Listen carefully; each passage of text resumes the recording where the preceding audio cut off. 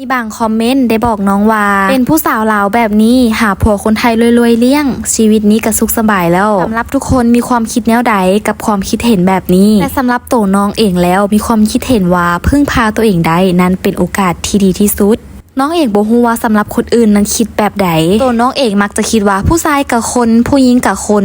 เขากับเมื่อยคือกันในการหาเงินผู้หญิงกับเมื่อยคือกันในการหาเงินแล้วเป็นอย่างเขาจะต้องไปพึ่งพาผู้ชายทั้งที่ตัวเขาเองก็สามารถหาเงินได้คือกันผู้ชายเองก่อนสิได้เงินมาแต่ละกีบก็ใช้ความพยายามใช้ความอดทนและเมื่อยเช่นเดียวกันการที่เขาจะมีแฟนหรือว่าเขาจะแต่งงานเขาก็ต้องอยากได้คนที่สามารถพึ่งพาและช่วยเหลือซึ่งกันและกันได้น้องเองก็เข้าใจว่าแต่ละคนมีความคิดบ่คือกันเพราะว่าพื้นฐานของแต่ละคนนั้นเติบโตมาบ่คือกันเลยเฮ็ดให้ความคิดมีความคิดที่แตกต่างกันออกไปฉะนั้นในการที่เฮาอยากจะเจอแฟนดีๆที่สามารถดูแลตัวเฮาได้เฮาก็ต้องพัฒนาตัวเองก่อนเฮาจะต้องฮู้ฮักตัวเองดูแลตัวเองได้เช่นเดียวกันเพราะว่าความจริงของโลกนี้บ่มีไผสามารถดูแลเฮาได้ตลอดชีวิตสำหรับทุกคนเดมีความคิดแนวใด